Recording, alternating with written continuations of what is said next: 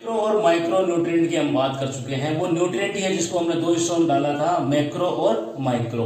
अब इसमें सबसे पहले हम मैक्रो न्यूट्रिएंट्स की बात करते हैं कि मैक्रो न्यूट्रिएंट्स के अंदर मैंने आपको जैसे एग्जांपल में लिखा था कार्बोहाइड्रेट, प्रोटीन, फैट एक्सेट्रा। अब इनके कुछ डेफिनेशंस है या फिर यूं मान ले कि कार्बोहाइड्रेट हमारे क्या काम आता है और उसके एग्जाम्पल कौन कौन से हैं। इसी तरह से हम प्रोटीन और फैट में भी बात करते हैं। आइए जानते हैं कार्बोहाइड्रेट्स के बारे में। Carbohydrates are needed to provide energy during exercise. जब एक्सरसाइज के दौरान कार्बोहाइड्रेट हमें एनर्जी प्रोवाइड करने का काम करता है।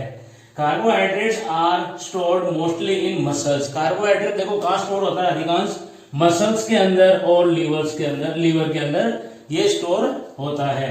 This food are low in fat. इसके अंदर फैट की मात्रा बिल्कुल ही ना के बराबर या यूं कहें कि बिल्कुल कम होती है। एग्जाम्पल जैसे कौन कौन से एग्जाम्पल है, जैसे शुगर है, राइस है, पोटैटो है एक्सेट्रा। इनके अंदर कार्बोहाइड्रेट्स की मात्रा ज्यादा होती है। नेक्स्ट टॉपिक की बात करते हैं प्रोटीन की तरफ। तो protein is important for muscles growth and repair body tissues. जो बॉडी टिश्यूज हमारे खराब हो जाते हैं या जो डैमेज हो जाते हैं या मसल्स को ये दोबारा रिपेयर करने में काम आता है कौन, प्रोटीन। एग्जाम्पल देखें, egg, meat, fish, milk, green vegetable etcetera. इन सब में प्रोटीन पाया जाता है जो कि हमारे बॉडी की मसल्स और टिश्यूज को रिपेयर करने में काम आता है। अगली बात करते हैं फैट की। जो फैट क्या चीज है, it provide the highest concentration of energy of the all nutrient. जितने भी न्यूट्रिएंट है उन सब में ज्यादा एनर्जी प्रोवाइड करने वाला कौन है, फैट ही है। Fat also act as insulation and protection. Insulation का मतलब होता है कि ये प्रतिरोधक का काम करता है। जैसे मान लीजिए गर्मियों में ये शरीर को ठंडा रखता है और सर्दियों में शरीर को गर्म रखने का काम करता है। और प्रोटेक्शन और हमारी बॉडी की प्रोटेक्शन भी बनाए रखता है। और एग्जांपल जैसे ऑयल, घी एक्सेट्रा नोट कीजिए। बात करते हैं फोर्थ हमारा टॉपिक मैक्रो न्यूट्रिएंट में, वो है वाटर। वाटर के बारे में जानते हैं, वैसे अधिकांश सभी जानते हैं कि पानी की हमारे शरीर में क्या जरूरत होती है, फिर भी हम एक बार पढ़ते हैं। Body is made about 60% water with in and surrounding sales. यानी कि सेल्स को मिलाकर या ओवरऑल मिलाकर 60% बॉडी पानी से घिरी हुई रहती है, मिलकर बनी है, या 60% बॉडी में पानी की मात्रा पाई जाती है। Water is important for chemical reaction to occur in the body. यानी कि बॉडी के अंदर पानी की वजह से या फिर पानी किस चीज में सहायता करता है, केमिकल रिएक्शन में पानी सहायता करता है। जैसे कि हमारे खाने का डाइजेस्ट होना या जिसे हम डाइजेशन सिस्टम का पूरा होना। Water is needed to transport nutrients to cells. पानी न्यूट्रिएंट को सेल तक पहुंचाने का काम करता है, अलग अलग सेल्स तक, कोशिकाओं तक पहुंचाने का काम करता है। Water is needed for excretion. यानी कि पानी की सहायता से अंदर के जो टॉक्सिन्स होते हैं यानी कि विषाणु पदार्थ जो होते हैं वो बाहर निकलते हैं, जैसे पसीने के माध्यम से या फिर यूरिन के जरिए। अगली बात करते हैं help to regulate body temperature. पानी बॉडी टेम्परेचर को बनाए रखता है, जैसे आजकल गर्मियों में जरूरत पड़ती है। इनएडिक्वेट वाटर कंजप्शन, यानी कि पानी की मात्रा कमी होने की वजह से कॉजेज डिहाइड्रेशन, हमें डिहाइड्रेशन होने की शिकायत भी बनी रहती है। नोट कीजिए, यहां तक हमारे मैक्रो न्यूट्रिएंट्स थे। मैक्रो न्यूट्रिएंट की हमने बात कर ली थी, अब बात करते हैं माइक्रो न्यूट्रिएंट्स की। माइक्रो न्यूट्रिएंट्स में मैंने आपको विटामिन और मिनरल बताए थे। बात करते हैं विटामिन की। It is very essential for a healthy life. ये स्वस्थ जीवन के लिए बहुत ही अधिक आवश्यक है।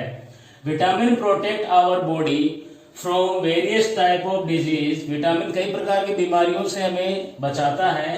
And they contribute to normal development of the body, और हमारे ये सामान्य विकास के लिए भी बहुत जरूरी होता है। If there is a deficiency of vitamin in the food the body experience many type of disease. अगर मान लीजिए बॉडी में विटामिन की कमी हो जाए तो बॉडी कई प्रकार की बीमारियों से ग्रस्त हो जाती है या फिर कई प्रकार की बीमारियां शरीर में हो सकती है। There are two type of vitamin, ये दो प्रकार के विटामिन होते हैं। पहला होता है वाटर सोल्यूबल विटामिन, नाम से पता चल रहा है कि क्या होता है, और फैट सोल्यूबल विटामिन, यानी कि those vitamin which are dissolve in water, ऐसे विटामिन जो पानी के साथ में अच्छी तरह से घुल जाते हैं या घुलनशील होते हैं, वो विटामिन वाटर सोल्यूबल कहलाते हैं। और इधर हम बात करते हैं तो फैट सोल्यूबल विटामिन की, यानी कि ऐसे विटामिन जो कि फैट के साथ में अच्छी तरह से घुल जाते हैं। There are commonly not store in body, ये अधिकांश वैसे स्टोर नहीं होते, लेकिन कुछ कुछ है इसमें जो बॉडी में स्टोर हो जाते हैं। और they are store in the body, और फैट जो सोल्यूबल विटामिन होते हैं वो बॉडी में स्टोर रहते हैं।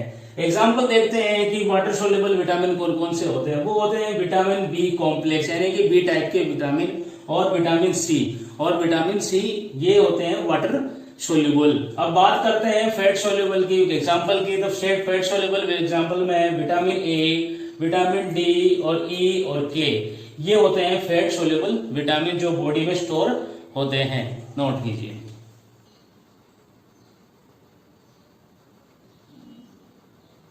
विटामिन की अब तक हमने दो पार्टों की बात कर ली, वाटर सोल्यूबल और फैट सोल्यूबल। अब उसमें से वाटर सोल्यूबल की पहले बात कर लेते हैं। इसके कुछ सोर्सेस के मैंने नाम भी लिखे हैं, कुछ वाटर सोल्यूबल विटामिन के नाम लिखे हैं, सोर्सेस हैं, और उसकी डेफिशिएंसी मैंने यहाँ पर आपके सामने लिखी है। जानते हैं कि वाटर सोल्यूबल विटामिन कौन कौन से होते हैं।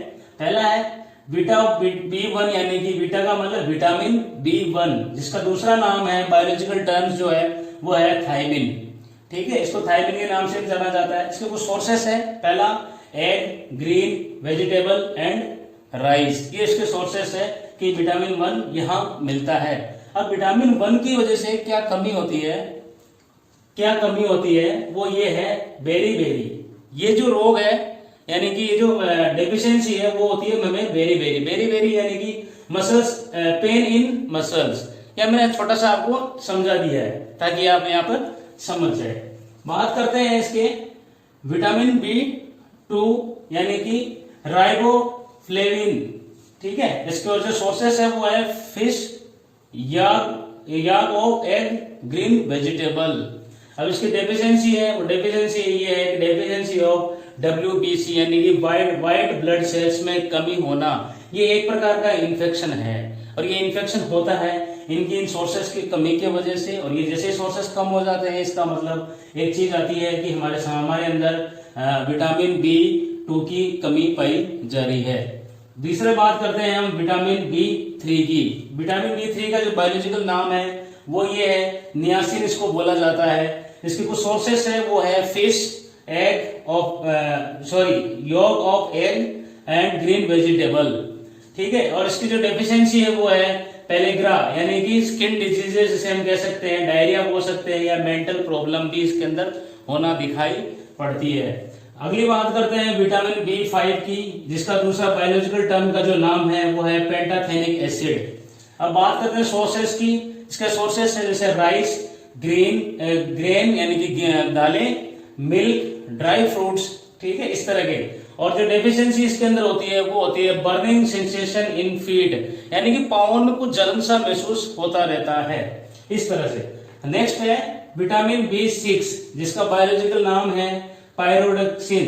अब इसकी सोर्सेस की बात करते हैं, वो है green vegetable, milk, fish, yolk of egg.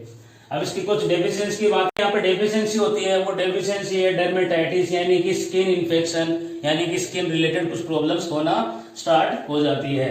अब बात करते हैं विटामिन B12। विटामिन B12 का बायोलॉजिकल जो टर्म है वो है कोबालामाइन, यानी कि इसके और सोर्सेज जो है विटामिन B12 में लेने के वो है organ meat, liver, egg, fish. ठीक है, अब डेफिशिएंसी की बात करते हैं कि विटामिन B12 से किसकी कमी हो जाती है, कि कौन सा रोग हो जाता है, वो उसे कहते हैं एनीमिया।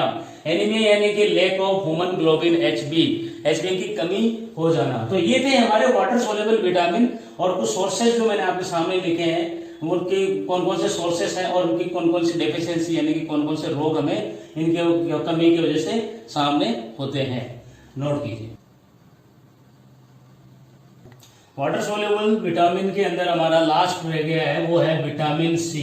अब विटामिन C क्या है, एस्कोरिबिक एसिड होता है, इसका जो बायोलॉजिकल नाम है वो एस्कोरिबिक एसिड है। और जो सोर्सेस है विटामिन सी के वो सिट्रस फूड यानी कि खट्टे फल जैसे कि ऑरेंज, लेमन, टमाटो एक्सेट्रा, इस तरह के जो खट्टे फल होते हैं वो इसमें इसकी जो कमी होती है उसको पूर्ति करने में काम आते हैं। या फिर हमने यहाँ लिखा है आंवला। आंवला आप सभी जानते हैं क्या होता है। विटामिन सी की कमी से कौन सा रोग होता है वो यहाँ पर देखते हैं हम। स्कर्वी, स्कर्वी यानी कि ब्लीडिंग इन गम्स यानी कि मसूड़ों से खून का आना स्कर्वी रोग कहलाता है। और इसको ठीक करने के लिए हमें ये सोर्सेस लेने पड़ते हैं और ये सोर्सेस विटामिन सी की पूर्ति को कंप्लीट करते हैं। तो इस तरह से वाटर सोल्यूबल विटामिन हमारे अभी यहाँ तक कंप्लीट हो गए हैं। आगे हम पढ़ेंगे, इसको आप पहले नोट कीजिए। वाटर सोल्यूबल हमने पढ़ लिया। अब बात करते हैं विटामिन की। इसमें हम फैट सोल्यूबल है, ऐसे विटामिन जो कि फैट्स के साथ में सोल्यूबल हो जाते हैं। बात करते हैं विटामिन की, उनके सोर्सेस की और उनसे होने वाली कुछ डेफिशिएंसी यानी कि उनकी कमी से कौन कौन से रोग हमें होते हैं। पहला है विटामिन ए। विटामिन ए के सोर्सेस है कि विटामिन ए कहाँ कहाँ मिलता है। विटामिन ए मिलता है हमें एक मिल्क में, एग में, फिश में, orange and yellow colour vegetable यानी कि पीली और ऑरेंज कलर की जो वेजिटेबल्स है ऐसी वेजिटेबल्स में हमें विटामिन ए मिलता है। ठीक है। अब इसकी जो डेफिशिएंसी यानी कि इसकी कमी से कौन सा रोग होता है वो होता है नाइट ब्लाइंडनेस। ठीक, नाइट ब्लाइंडनेस, रात में कम दिखना। बात करते हैं विटामिन डी की। विटामिन डी इसके सोर्सेस है सनलाइट, ये विटामिन डी सनलाइट से मिलती है, मिल्क से मिलती है, एग से मिलती है, मीट से मिलती है और फिश वगैरह से मिलती है। बात करते हैं डेफिशिएंसी की। विटामिन डी की वजह से हमें कौन सी कमी होती है वो होती है रिकेट्स यानी कि हड्डियों का कमजोर हो जाना, दुबलापन होना। नेक्स्ट है सोर्सेस हमारा विटामिन ई। विटामिन ई हमें मिलता है मेज यानी कि मक्का, आलमंड यानी कि बादाम, स्पेनिश यानी कि पालक। इन चीजों में हमें सोर्सेस है ये विटामिन ई के। और विटामिन ई की कमी से न्यूरोमस्कुलर प्रॉब्लम्स हो जाती है। ठीक है, इंटरनल प्रॉब्लम्स होती है, मस्कुलर के साथ जुड़ी हुई न्यूरोमस्कुलर प्रॉब्लम्स हो जाती है। इसी तरह से नेम बात करते हैं विटामिन के की। विटामिन के सोर्सेस है spinach, egg, meat, wheat, cauliflower और कैबेज। इसी तरह से हरी पत्ता गोभी और फूल गोभी जो इसके एग्जाम्पल है। बात करते हैं डेफिशिएंसी की। विटामिन के की कमी से कौन सा रोग होता है वो ये होता है कि ब्लड क्लोटिंग प्रॉब्लम यानी कि ब्लड में क्लोटिंग की समस्या आ जाती है। सपोज एक खिलाड़ी अगर ग्राउंड में गिर जाता है, अगर उसके खून बहना स्टार्ट हो जाता है, अगर उसके अंदर विटामिन के की कमी है तो वो खून बहता ही रहेगा, वो उसकी क्लोट नहीं आती है। तो इस तरह से ब्लड क्लोटिंग की प्रॉब्लम उसमें हो जाती है इसकी कमी से। अगर विटामिन के की कमी नहीं है तो ब्लड में क्लोटिंग अपने आप वापस आ जाती है। तो यहां तक हमने पढ़ लिए हैं वाटर सोल्यूबल विटामिन और फैट सोल्यूबल विटामिन। अब आप इसको नोट कीजिए।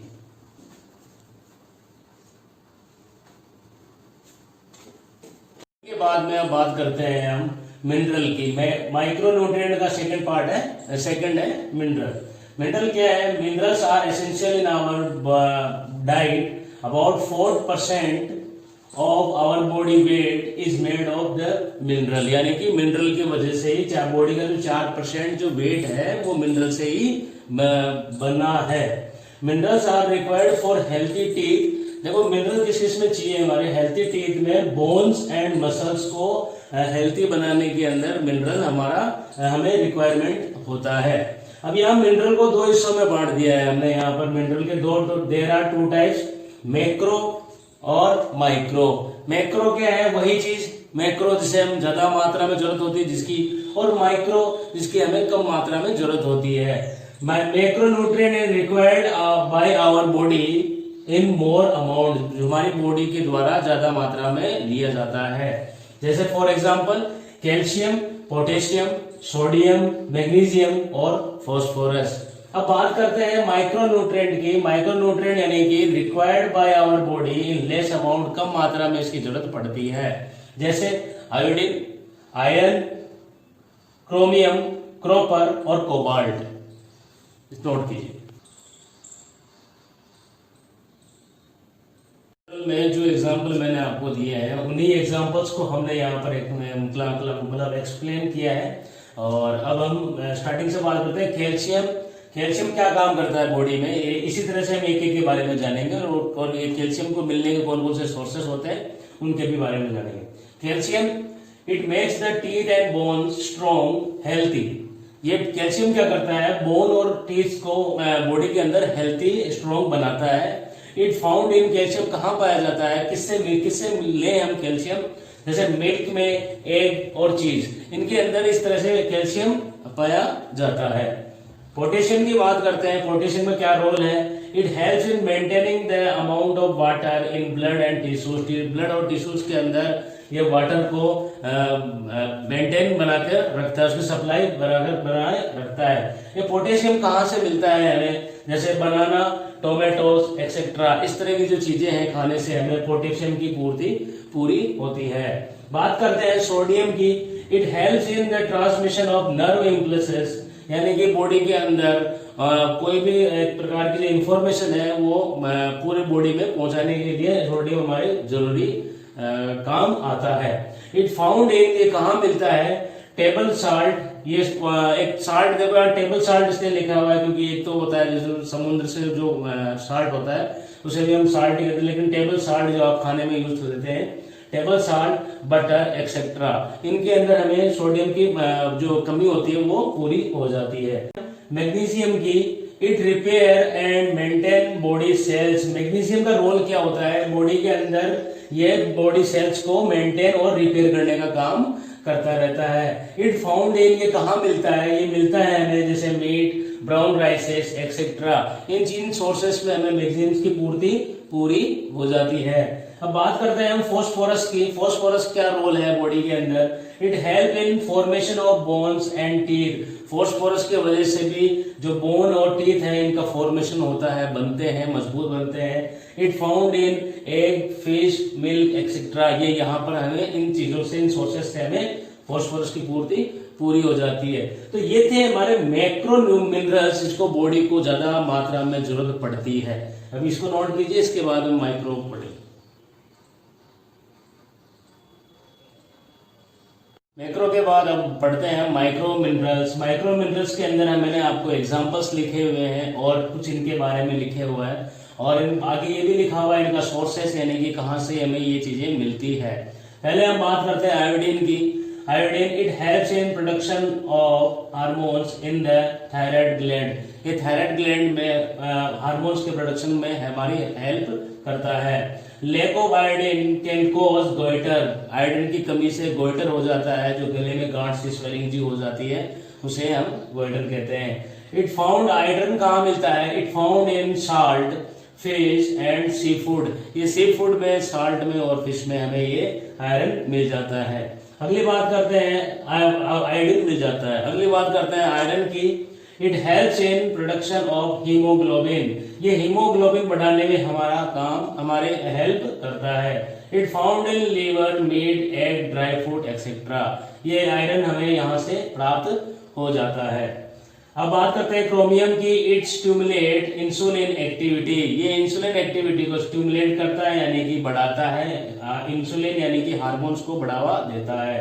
क्रोमियम हमें कहाँ से मिलता है, कैरेट, बाजरा एक्सेट्रा, यहाँ से हमें क्रोमियम की पूर्ति हो जाती है। बात करते हैं कॉपर की। It helps iron in the formation of haemoglobin, haemoglobin के अंदर ये आयरन के फॉर्मेशन को पूरा करता है। It found in egg, pulses and green vegetable, ये यहाँ से हमें प्राप्त हो जाता है कॉपर। अब बात करते हैं कोबाल्ट की।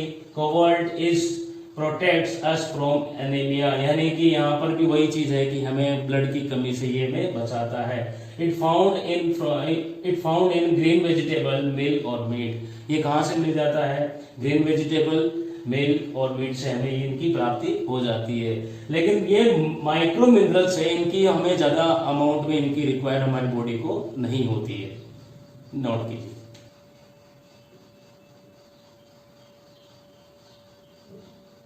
टॉपिक की बात करते हैं। नया टॉपिक है हमारा nutritive and non nutritive component of diet. अब कुछ डाइट के न्यूट्रिटिव कंपोनेंट होते हैं और कुछ नॉन न्यूट्रिटिव कंपोनेंट होते हैं। ये दोनों मैंने यहाँ लिखे हैं आपके, न्यूट्रिटिव कंपोनेंट ऑफ डाइट और नॉन न्यूट्रिटिव कंपोनेंट डाइट। पहले इनके डेफिनेशन समझ लेते हैं और इनके एग्जाम्पल में देखेंगे कौन कौन से हैं, ठीक है। बात करते हैं हम न्यूट्रिटिव कंपोनेंट ऑफ डाइट की। एग्जाम इसकी डेफिनेशन ये कहती है कि nutritive components of diet are those component, ऐसे कंपोनेंट होते हैं which are provide energy and calories, जिनसे हमें एनर्जी और कैलोरीज मिलती है। जैसे कि प्रोटीन है, कार्बोहाइड्रेट है, फैट है, विटामिन है और मिनरल है, इनसे हमें एनर्जी और कैलोरीज मिलती है। बात करते हैं non nutritive component of diet की। Non nutritive component of diet are those component that do not provide energy और कैलोरीज, यानी कि इनसे हमें कुछ नहीं मिलता, ना तो इनसे हमें एनर्जी मिलती है, ना इनसे हमें बॉडी में कैलोरीज मिलती है। जैसे एग्जांपल फाइबर, रफे, कलर कंपाउंड्स और फ्लेवर कंपाउंड्स एक्सेट्रा, इस तरह के। ठीक है, अभी हम डिफरेंसेस तो समझ गए आप। मतलब ये वो है न्यूट्रिटिव कंपोनेंट जिनसे हमें एनर्जी और कैलोरीज मिलती है, और ये वो है जिनसे हमें ना एनर्जी मिलती है ना कैलोरीज मिलती है। इन एग्जांपल को हमने अच्छी तरह से पढ़ लिया है अब तक। ठीक है, अब हम आगे केवल हम इसी की इन एग्जांपल्स की बात करेंगे, क्योंकि इनको दोबारा रिपीट करने से मतलब नहीं।